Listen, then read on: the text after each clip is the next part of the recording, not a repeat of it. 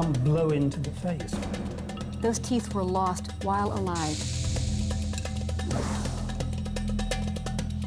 Oh, wow. Are we even sure that this is mummified? Trauma was very much in evidence in this individual's life.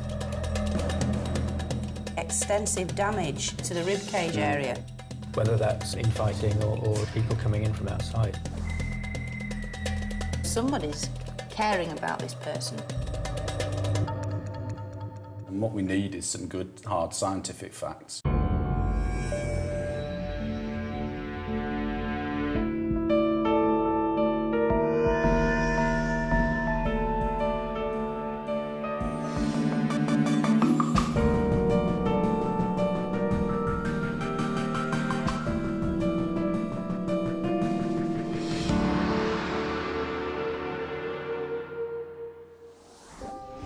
Mummies.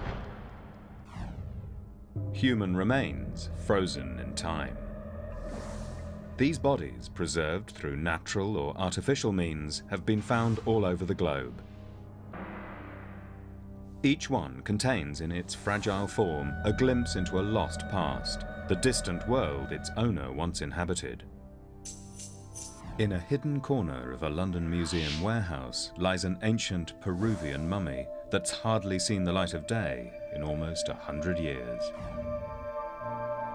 Most mummies from ancient Peru were either bundled in a fetal position or laid out flat. But for some mysterious reason, this Peruvian mummy seems to have been buried in an unusual cross-legged posture. This is just one of the puzzles that face the mummy investigation team. Their lead investigator is Dr. Joanne Fletcher. Hi, it's Dr. Fletcher. Good afternoon, come in. An Egyptologist who's examined mummified bodies from around the world. Right. Are you ready?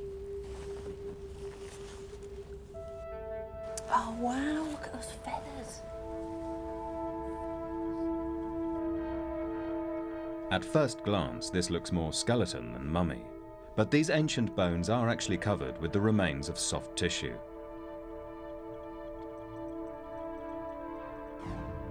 Initially, this mummy would probably have been wrapped in multiple layers of precious textiles to form what's known as a mummy bundle. Fantastic surface detail, though. Quite a lot of damage, but these lovely little details of the sort of the loincloth and the headdress. It's clear from the start that this mummy has a fascinating story to tell. Museum conservator Emma Duggan is hoping Joanne can help her unravel it. Well, I have to say this is a really extraordinary looking individual. Do we know if it's male or female? We don't, sadly, no. Do we know what culture it's from, what part of the world? We do have records that state South America, possibly Peru. Right, right. Have we any idea of date? It's quite a large banding. It's between 800 and 1400 AD. So not too precise at the moment? Not too precise at that, right. No. Any idea when it came into the country? We don't. We know it was collected on behalf of the Wellcome Trust for Henry Wellcome, but we don't know who exactly collected it. We don't have any records as such about it. This remarkable mummy belongs to the 100-year-old collection of philanthropist Henry Wellcome, founder of the Wellcome Trust. I mean, the first thing that we notice is this terrible damage to the rib cage area. It's almost completely crushed on one side and the right arm appears to be detached, so... It is detached, yeah. Terrible damage going on at some stage. The other thing is this textile. It's like a fishing net of some sort, isn't it? So yeah. That suggests some clues. And then, obviously, you've got this kind of finely woven sort of headband and incredible remains of a sort of feathered headdress. Yeah.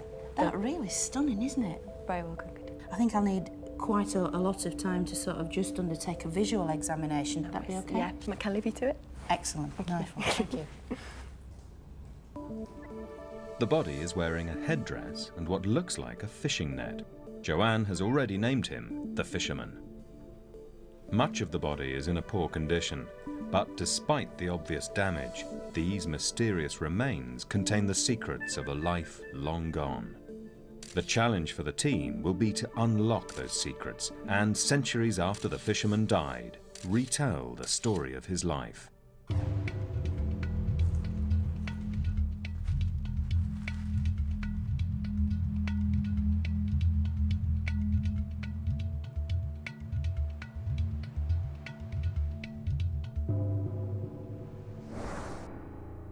And that's it. Members of the mummy investigation team have been working together at the University of York since 1999.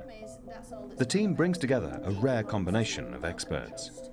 Duncan Lees is a forensic archaeologist. He specialises in 3D modelling using the latest laser scanning equipment. With a mummy, it's just unequivocally a person. You know, you pick a mummy up and it's still all intact and all together.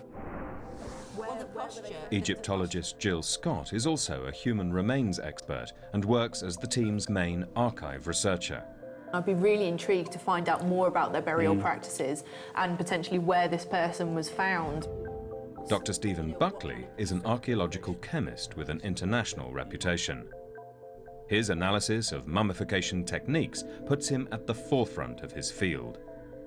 Despite very small samples, we can get a great deal of data, and of course the more data we have, then the more we can say. Before the body of the ancient Peruvian can be examined firsthand, the initial clues come from Joanne's photographs. There are some extraordinary details here. I mean, look at the headdress, for instance. There's remnants of the textile on the head with the feathers and that. Now, as soon as I saw the net, I thought chinchorro. Because, well, the chinchorro, it's basically a sort of fishing culture in the sort of what's now Peru, southern Peru, northern Chile, around that border area. The Chinchorro were a prehistoric fishing community. They are best known for being the world's oldest mummy makers, over 2,000 years before the Egyptians are thought to have started. In London, the different members of the team start their investigation of the body. Stephen Buckley gathers hair, linen and wool samples, crucial elements for chemical analysis. He's hoping to provide details of diet, drugs like coca, or even poisons, as well as revealing how this person was preserved. He'll use GCMS testing, gas chromatography mass spectrometry, an advanced forensic technique employed in law enforcement. It can identify substances left as trace elements on the hair or skin. You can end up with several telephone directories of data for just 2 or 3 samples, so there's plenty to go through. His painstaking investigation may shed light on the mummy's status, where it came from, and perhaps even the cause of death. Forensic archaeologist Duncan Lees is often called in to create accurate 3D images for crime scenes and anti-terrorist investigations. One area that particularly interests Duncan is the mummy's unusual burial position. This could hold the key to who the fisherman was. Laser measurement technology allows him to bring objects like the mummy back to life through a virtual 3D animation. Data on the precise shape of the mummy is fed into the computer at a rate of 20,000 measurements a second. This equipment is so precise, the model it builds is accurate to within the thickness of a human hair. It is creating a data set that is highly accurate and allows you to take the mummy back to the office, if you like. Some objects are, robust and solid, and you could study those and not really cause any damage, but the mummy that we have here and many other sort of human remains are very delicate things. We need to treat them with respect. Duncan will go much further than merely reproducing the body in a digital form. The image he's creating will enable the team to virtually reanimate the mummy and discover more about who he was and how he was buried. The story of how this Peruvian ended up in London could be crucial to the investigation. A little over a century ago, Sir Henry Wellcome began using the profits from his pharmaceutical company to create a large collection of historical wonders. From excavations and expeditions across the globe, Wellcome and his team collected hundreds of thousands of objects. With so many new artifacts appearing each month, many of them were not fully catalogued.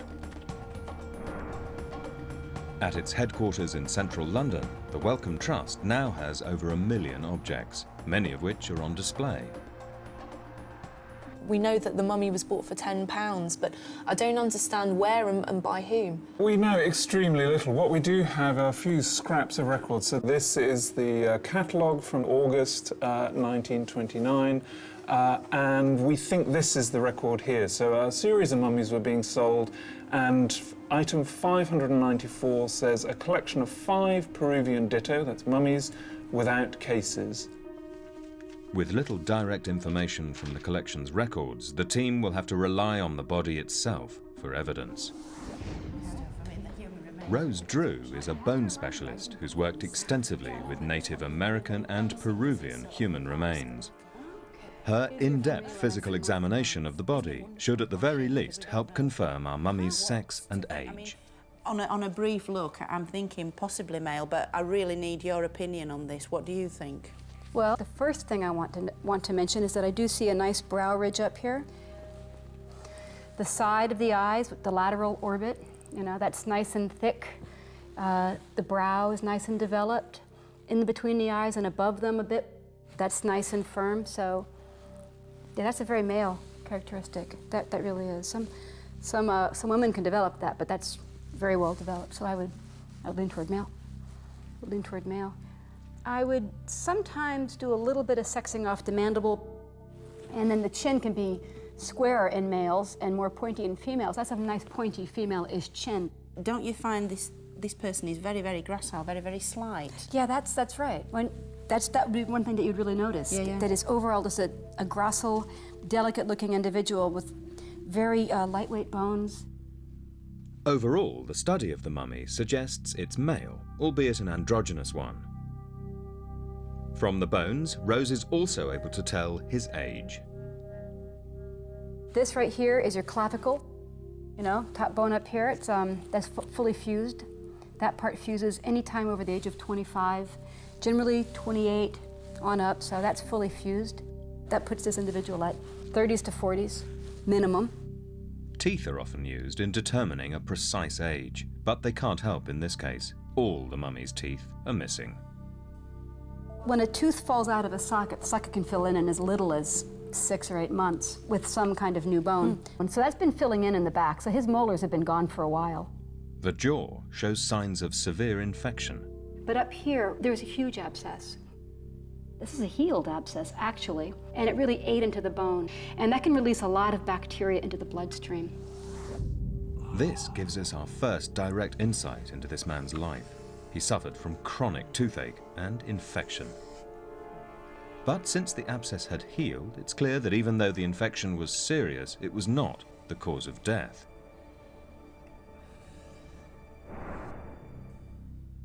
Most experts believe that, unlike the Egyptians, the Peruvians preserved their dead using natural techniques. That meant wrapping the bodies in fabric, then allowing them to simply dry out.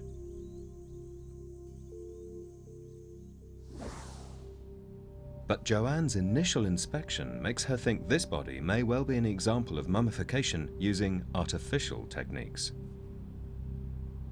I'm sure this individual is mummified because you've got a plug around the backside there to stop the fluids coming out, you know, from the rear. But not completely. Not completely, because we've certainly got a lot of corrosion to the soft tissue here. After death, the internal organs putrefy, and the resulting liquid contains bacteria, which rots the flesh. The accepted wisdom is all Peruvian mummies were naturally mummified. They were right, up obviously, on a mountain, wrapped in a blanket. Yeah, with the sort of natural environment doing the job. Right. The extent to which this guy was mummified really does need to be explored further, and the only way we can do that is by scientific analysis. To establish whether the body was artificially mummified, the team will have to wait until the results of Stephen Buckley's chemical analysis come through. But from the initial examination, it appears that this withered body was male and around 30 years old at the time of his death. Duncan Lees has completed the first stage of his 3D analysis. Using his virtual reality technology, he's identified the key articulation points for the limbs and is now able to stretch the fisherman out to his full height. We're looking at the laser scan data here. If I play this animation now, you ready?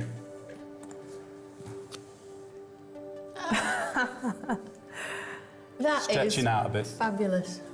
And we have a magical height of 133, which I brought a tape to show you exactly. That is 4'4". No way. Tiny. Which is not even up to your shoulders. And this is a 20-year-old, 30-year-old, 30-year-old. 30-year-old, so diminutive. Standing a little over 133 centimetres tall, this man was tiny and compact. The physical picture of the mummy is building up, but identifying his culture will be vital to understanding his history. Dr. Nick Saunders is an anthropologist specialising in ancient Peruvian cultures. Joanne hopes he'll be able to confirm her hunch on the fisherman's ethnic origin. I really need your opinion on this because all we know is that this is the mummy I told you about, the Wellcome Trust, and basically what we've got is something that, well, I don't know, could it be Chinchorro, do you think? Absolutely not. But let's have a look at the photographs here. You can see by the design, the colour and the way the red and blacks are formed on this headpiece. And this photograph in particular, you can see a narrow strip there of delicate textile work. The detail and sophisticated weaving on the cloth are definitely from a more advanced culture than the Chinchorro. But which? These two things almost certainly point to the central coast of Peru. So coastal? Fishing community, fishing village probably, but coastal Peru, and certainly not anything to do with the Chinchorro further south in what is today Chile. Discovering that the mummy is not Chinchorro makes the team refocus.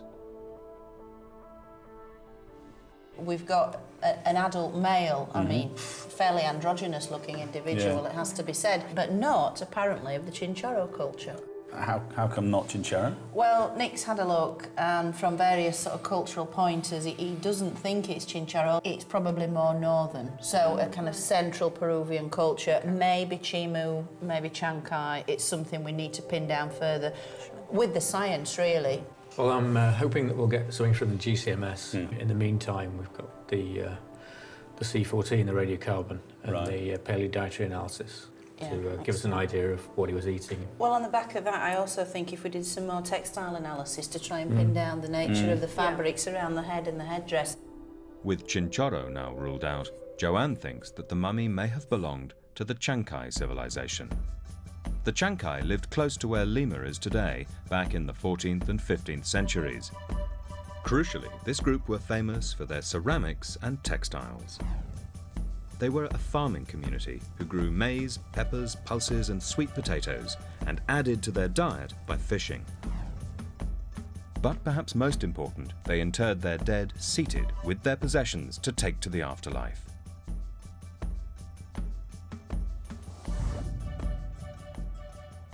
The fisherman, with his straight back, splayed feet and strangely crossed legs, seems to fit the pattern of a seated mummy, another possible indication that he was Chancay. In the lab, Stephen is preparing samples for carbon dating, hoping that science will provide some answers. Carbon dating is a method of determining the age of organic objects less than 50,000 years old. All forms of life take in and store carbon from plants, a process that stops only at death. Because carbon-14 decays at a known rate, the amount left in a sample can reveal how long ago that organism died. If the carbon-14 date falls between 1200 and 1500 AD, it will place the fisherman in the correct time frame for the Chancay. While the team probes the mummy's culture, Joanne is keen to figure out more detail about the man himself. She thinks the net around his body indicates that he was a fisherman. If he was from a coastal community, they might have buried him with the tools of his trade, essential for the afterlife. His headdress, on the other hand, suggests high rank, maybe even a shaman or leader of his community. Joanne has commissioned Duncan James, a historical costume specialist, to recreate the likely headdress, to see if this offers any clues about the mummy's social status. Duncan has researched the feathers used in the original, and the result is impressive. Are these the macaw feathers? I mean, there's the tail feathers, which beautiful. are sort of rather impressive. So in terms of our mummy, the fact that he's wearing a feathered crown, a feathered headdress, what does this tell us about his status? What did feathers mean to these ancient people? Well, feathers are extremely important because partly they relate to the idea of spiritual flight. The nature of political and religious power in ancient Peru was based on access to the spirit world and the ancestors. So the people who were in charge showed that connection by wearing brightly coloured feathered headdresses. So the bigger the headdress was, the more feathers there were, the more spiritual power this individual had, and that showed with the sun shining and glistening on the feather headdresses. So they're extremely important symbolically and religiously.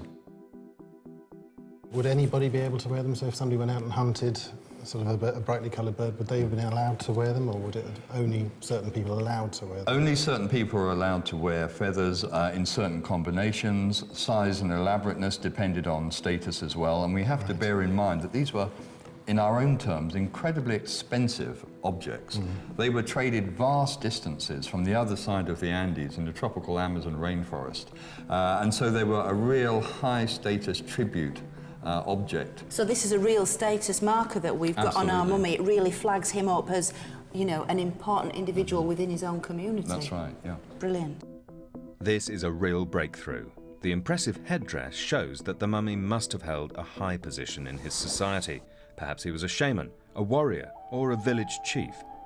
It also appears to eliminate the possibility that he was an ordinary fisherman. In coastal parts of Peru, the sea with its harvest of fish was a vital source of food. Fishing communities would have sought ways of associating themselves with the sea. So perhaps the net symbolized nothing more than the coastal community to which the dead man belonged. Diet can also help identify a culture. Using the hair sample Stephen Buckley took from the mummy, the team hopes to establish exactly what he ate in the months before he died. Dr. Andy Wilson will conduct the analysis. Andy has worked on a range of mummies from South America and is one of the world's foremost experts on ancient hair. Human hair grows at around 1 centimetre a month. Working from the root, which is the most recent growth, the hair can show what the individual has eaten over as many months as there is hair to work with. Andy plans to use stable isotope analysis, a test often used by the police to track down terrorists and drug smugglers. The first stage is to find out whether the hair strand is strong enough to undergo sampling by using a scanning electron microscope. This highly sensitive machine is able to magnify specimens of hair like these 2,000 times.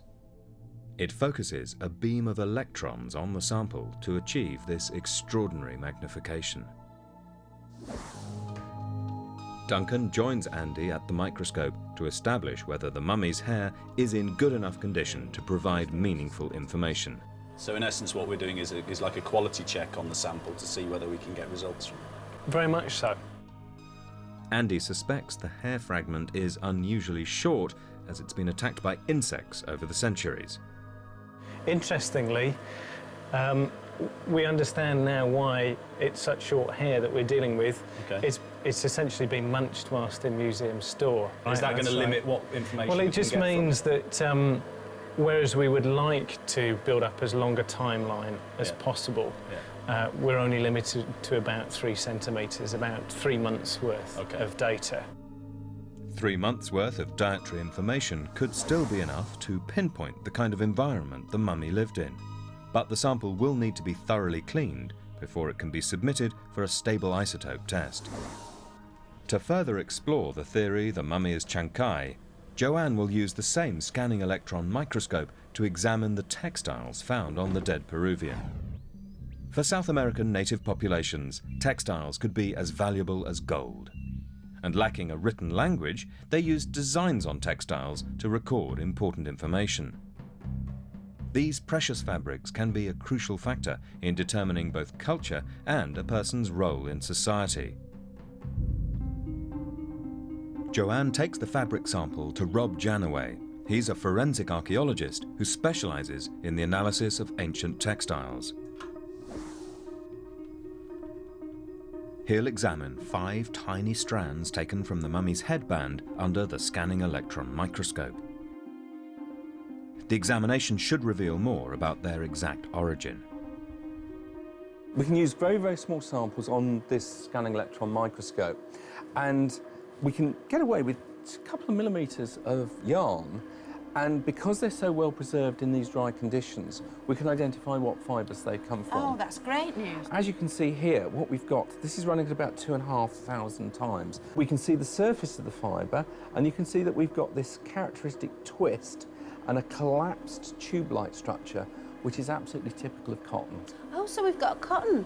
Yeah, it's very clearly cotton from here.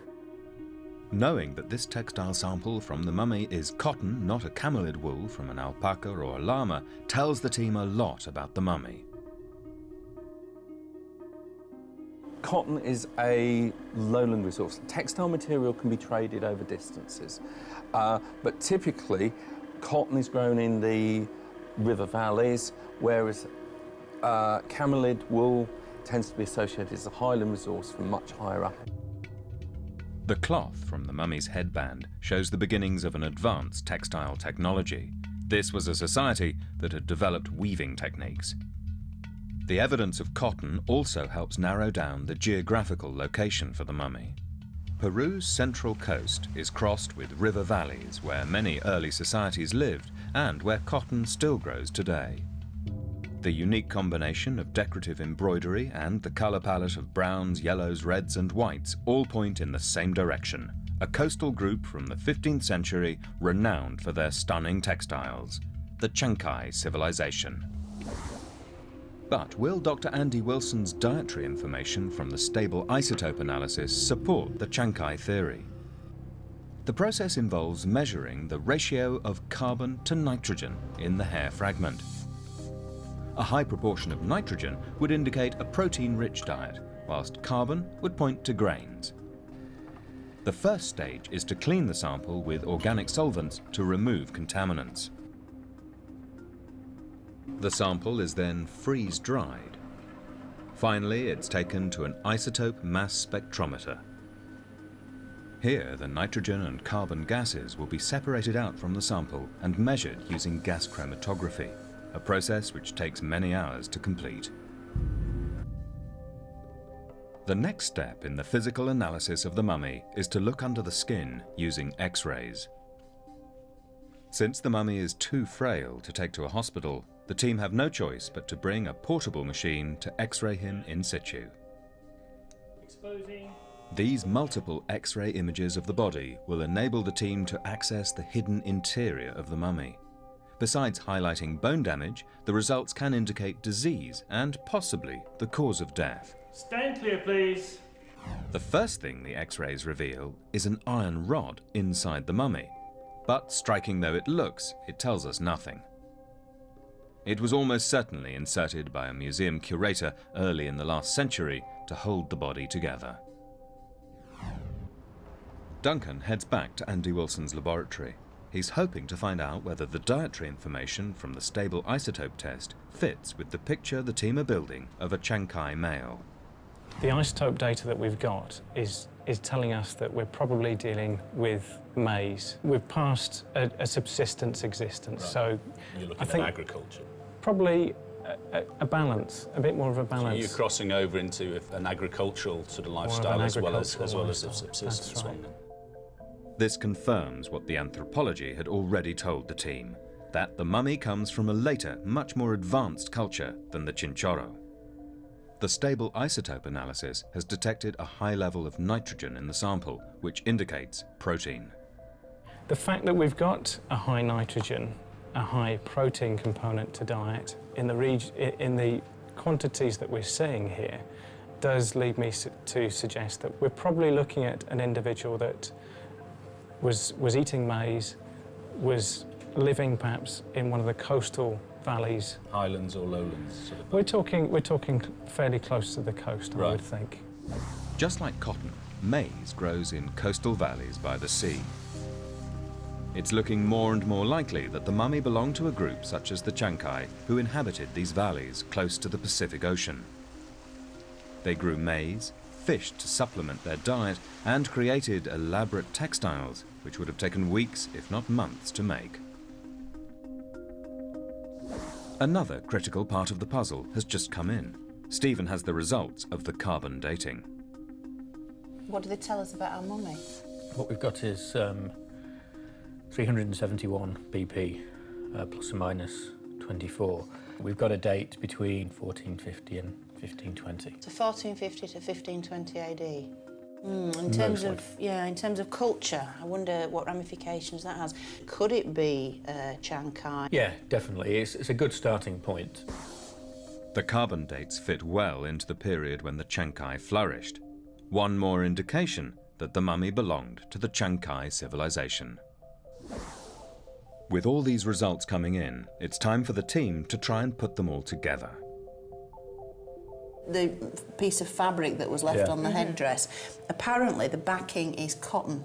Oh, right. Which is produced in the sort of lowland areas, and then with this sort of design applied, the colour palette of which is typical of the sort of Chancay culture. That's fantastic because Andy's isotope work, the stable isotope analysis that we've been doing, he clearly showed that the diet is not purely marine, so that there's a maize element coming in there. They were growing things and in that sort of valley areas away from the coast.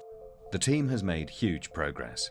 They're confident of the mummy's status as some kind of leader and that he was Chancay. But the mystery behind his burial posture and the secret of how he died still remain unsolved. Could his crushed ribcage be a factor?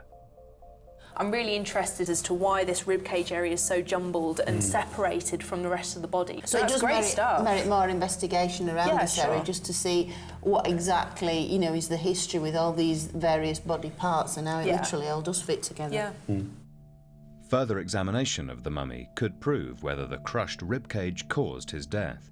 Joanne asks Rose Drew back to take a closer look at the bone damage. What do you think we can say about this very severe wound? The cracked ribs? Yeah. Well, this one's cracked completely in half. The whole arm is off. I think that's post-mortem damage. And this is just splintered. It doesn't look as if it was a fresh break done near death or right before, or what they call perimortem. It just doesn't look like it was a fresh bone. It just looks like it's just splintered. Well, surely that begs the question as well, if it is post-mortem, are we looking at tomb robber damage? Which certainly went on and still goes on in parts of Peru where, the robbers are hacking through the thickness of the wrappings to get to what lies beneath, which we can only guess in this guy's case. But it does make you wonder about status, doesn't it? Jill has arranged to meet Nick Saunders to see whether tomb robbing is a likely explanation for the crushed ribcage. Were there incidents of tomb robbing in the region, that this mummy comes from? But in terms of real tomb robbing like you find in Egypt, that really only appears when the Spanish came. Right. Because then people are basically looking for gold and silver. And we find these things on the mummies themselves, do we? Sure. Right. Mainly the gold and silver and sometimes gemstones were placed in and around the body in the different layers of the textiles that surrounded the mummy, but also on the face and around the mouth and sometimes inside the mouth. So people who were tomb robbing would go for those areas and damage them in cases of pieces of gold or silver. Right, okay, so this damage to the teeth and also to the ribcage could very well be post-mortem. Yes, indeed.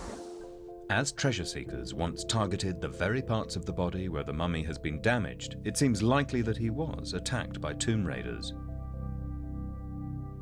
The fact that the burial contained enough wealth to attract robbers is further confirmation that the mummy was an important member of the community. Dr. Stephen Buckley has been working hard to identify the substances found in his minute samples. He's hoping to establish whether the body was artificially mummified, and if so, how. The chemical analysis is producing a vast amount of data that will take Stephen some time to fully analyse. Duncan Lees has used his 3D model of the mummy to solve another part of the puzzle, exactly how the body was interred. Everything to do with posture, to do with materials that have been lost, erosion, damage. it's categoric that it is a seated position for this burial. The corrosive liquids in the abdomen would have flowed down with gravity. The fact that the body has rotted beneath the stomach suggests it was buried sitting upright. When Duncan digitally rotates the body into a sitting position, it becomes clear that he was buried in what looks like the lotus position. And in order to wedge him up like this, he would have needed several layers of textiles underneath and around him. Basically what you've got going on is somebody that was buried with a significant quantity of wrappings. He would have looked remarkably similar to this wrapped mummy from Bolton Museum. Human features may well have been applied to the bundle, like this false head. To support him in this cross-legged, upright lotus position, Duncan has shown that it would have taken a large triangular pad of fabric. Add to that the cloth used to enclose the mummy and keep it upright, and it would have been wrapped in a huge amount of precious textiles. Given that textiles were so valuable, this is another strong indication that he was both wealthy and important. Anthropologist Nick Saunders believes the mummy's seated position can reveal even more about who he was. This particular person was mummified sitting in this position, which basically signified his status within the culture. And connected him really through the spirituality of the afterlife and the physicality of the real life through posture. The spirits pass through the body, and it depends on your posture in the sense of who you are in society. Now, you see an extreme version of this in the later Inca period, where the Incas used to parade their royal Inca mummies around in Cuzco up in the Andes. Well, I have a spectacular example of this in this book here. This is a royal Inca mummy being paraded around in a religious ritual. And look at the posture of that mummy. It's very similar to this one. So while this particular individual may have been just an ordinary chief of a fishing community on the coast, and this is a royal mummy of an Inca emperor, the idea of status related to posture is very similar. That's extraordinary. The picture of this ancient Peruvian is now becoming clearer. All the evidence suggests he was a leader, a high-status Chancay around 30 years old who ate both fish and maize and lived near the coast. His crushed ribcage was caused after death, and he was buried in an unusual lotus position supported by layers of valuable textiles. But will the chemical analysis support the team's theories? Archaeological chemist Dr. Stephen Buckley has made a massive breakthrough.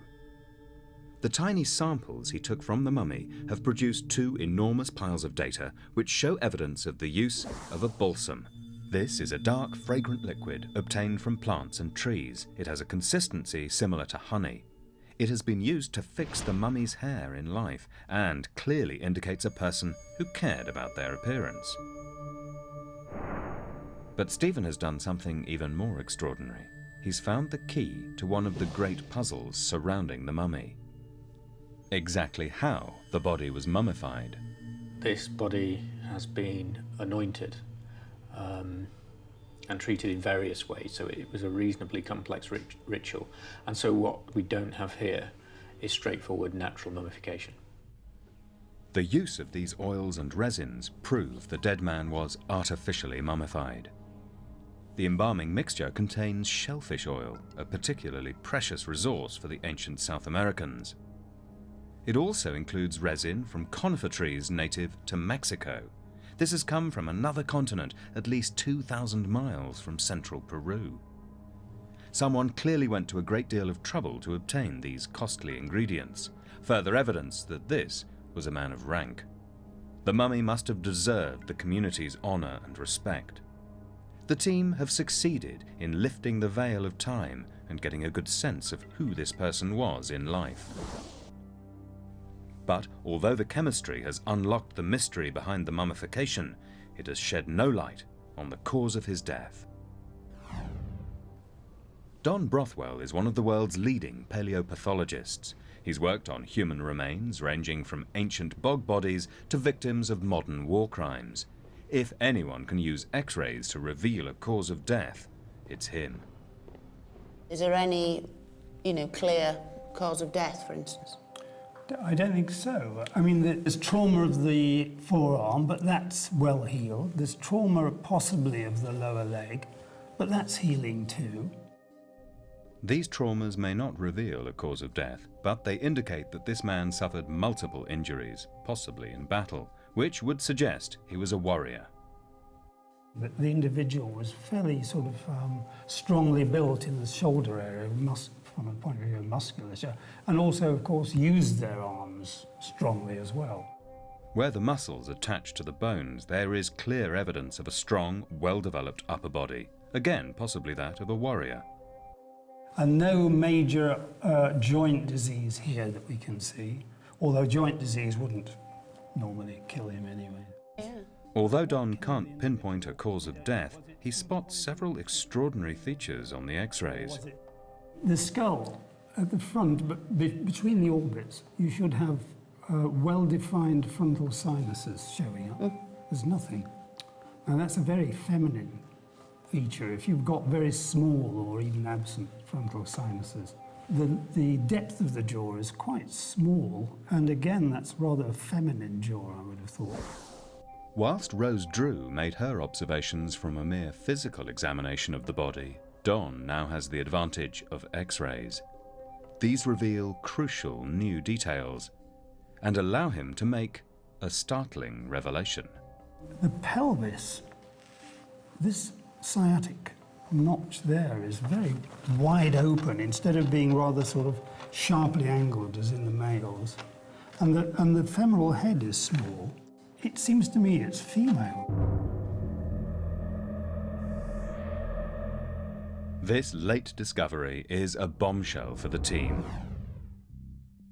Sexing a skeleton is no easy task, as men and women share many physical traits.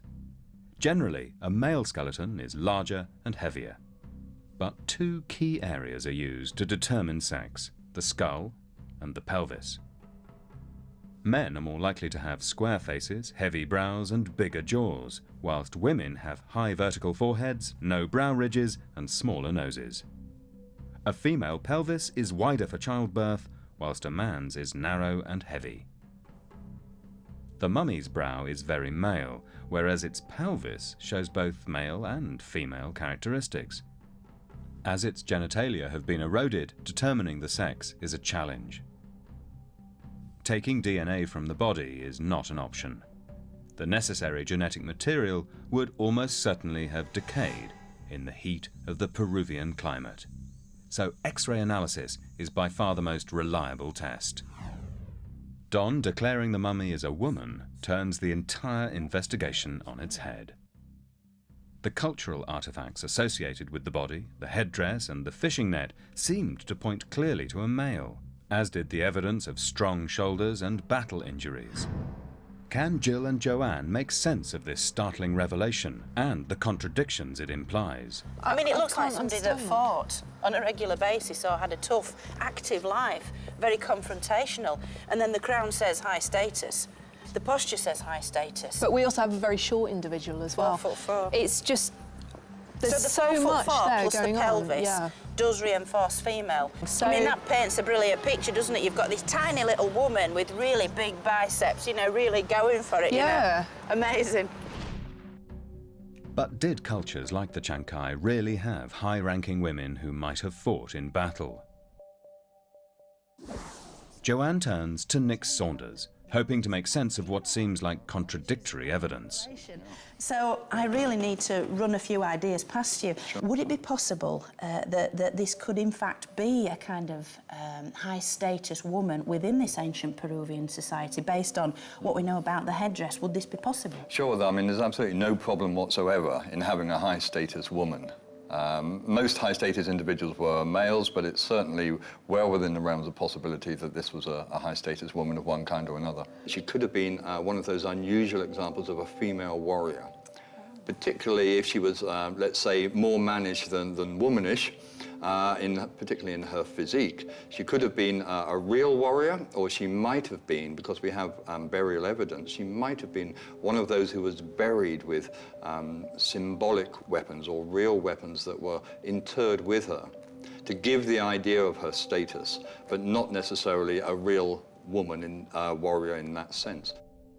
As the Wellcome Trust has no records of how she was discovered, we'll never know whether the body was accompanied by weapons. But it seems probable from her well-developed arm muscles and her healed bone fractures that she was indeed a real warrior woman.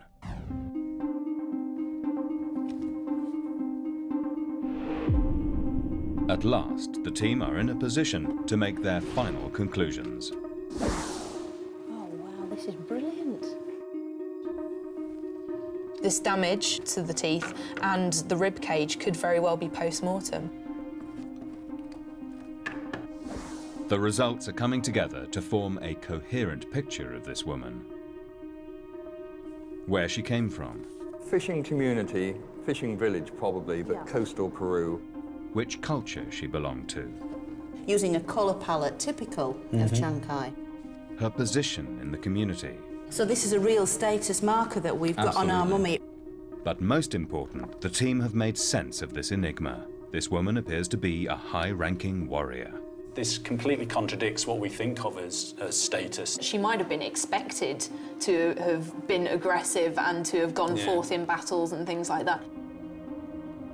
Perhaps partly her stature helped her because it would have marked her out. That was part of her appeal, her difference, her specialness, if you like. Her cause of death may never be known, but with her battle scars, this high-status Chancay woman, buried in the seated posture of the elite, was almost certainly a warrior leader. So we've gone from, you know, the dead fisherman to, you know, miniature Amazon.